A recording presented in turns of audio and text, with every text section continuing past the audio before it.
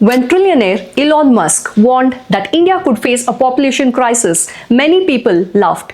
After all, how could a country with 1.4 billion people possibly run out of people? For nearly 50 years, India's biggest fear wasn't too few people, it was too many people. Policymakers spent billions encouraging smaller families and reducing birth rates, and it worked. In fact, it worked so well that many experts are now worried about the exact opposite problem. India's fertility rate has fallen to 1.9, below the replacement level of 2.1 needed to keep the population stable. In simple terms, Indians are no longer having enough children to replace themselves. So while India may have overtaken China in 2023 to become the world's most populous nation, the real story is different. The population is still growing, but the growth is slowing rapidly. The population bomb did not explode, it quietly flattened. So, how did India get here? Let's go back 50 years. In 1951, the average Indian woman had nearly 6 children.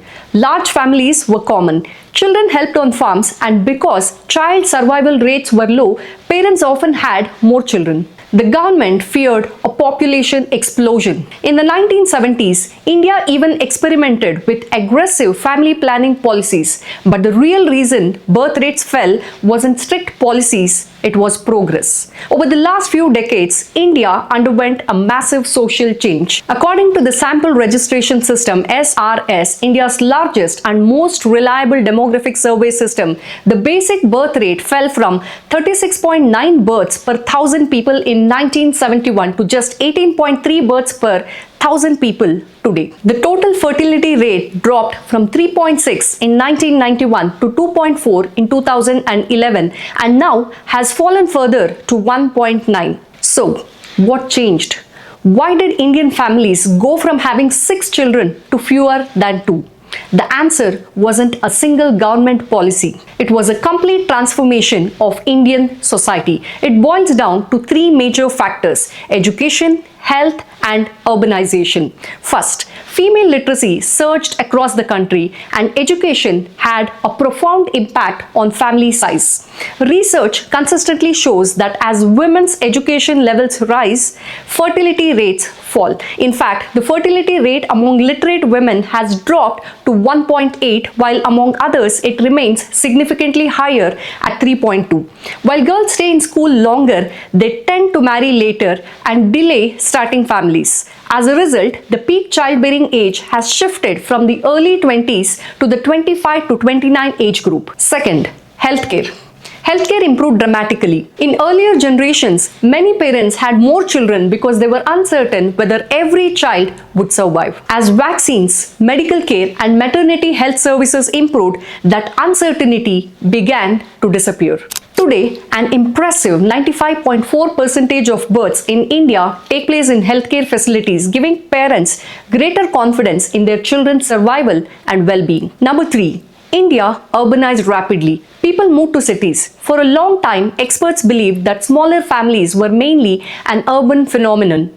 But this is no longer true. In fact, rural India's fertility rate has now fallen to the replacement level of 2.1, while urban India's is around 1.5.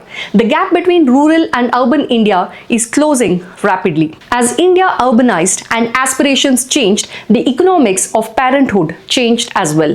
Today, smaller families are no longer just a city trend, they have become the new norm across India.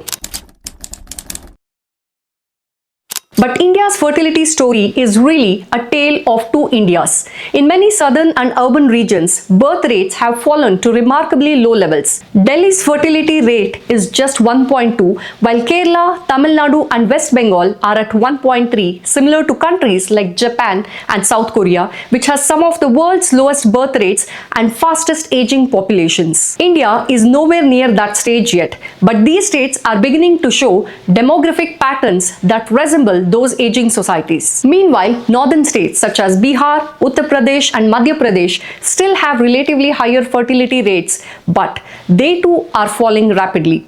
Perhaps the biggest surprise is that rural India has now reached the replacement level of 2.1, while urban India is already much lower at 1.5.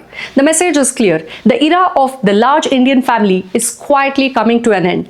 These trends have even caught the attention of Elon Musk, the father of 14 children, who has repeatedly warned that declining birth rates could become a major challenge for societies around the world. At first glance, a slower population growth sounds like good news. It reduces pressure on resources, housing and water. But economically, it starts a ticking clock.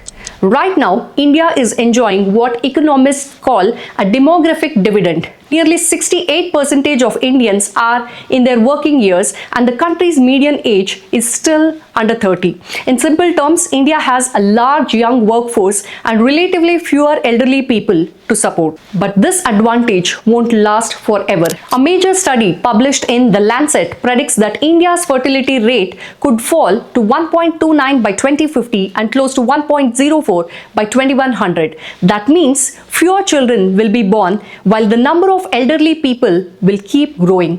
For now, India's population will continue to rise because millions of young people are entering adulthood and starting families. However, the long-term trend is clear. Countries like Japan became wealthy before their population started aging.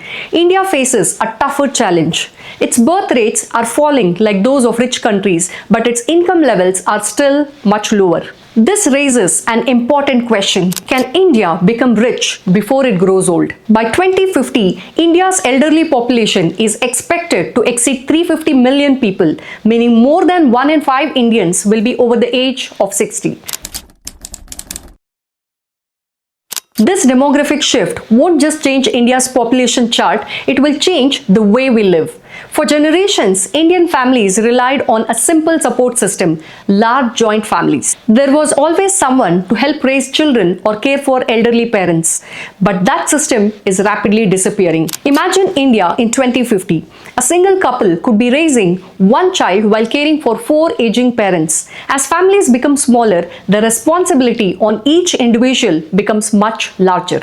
And this isn't a distant problem. By 2050, India could have more than 350 million senior citizens who will care for them. India will need millions of caregivers, better retirement facilities, geriatric healthcare, and assisted living services. At the same time, fewer young workers will be entering the workforce, creating labor shortages and slowing economic growth. The India of the future won't just be bigger, it will be older. And preparing for that reality may become one of the biggest challenges in our nation's history. For nearly half a century, India's biggest challenge was managing a rapidly growing population. Governments spent decades encouraging smaller families, and it worked.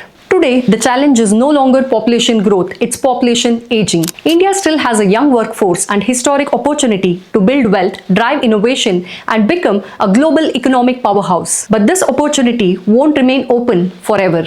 As birth rates continue to fall and the population grows older, the burden of supporting millions of elderly citizens will increase. The India of tomorrow will depend on the children being born today. What do you think? Can India become rich before it grows old? Let me know your thoughts in the comments. If you enjoyed this analysis, don't forget to like, share and subscribe. I'm Dr. Mahalakshmi and I'll see you in the next one.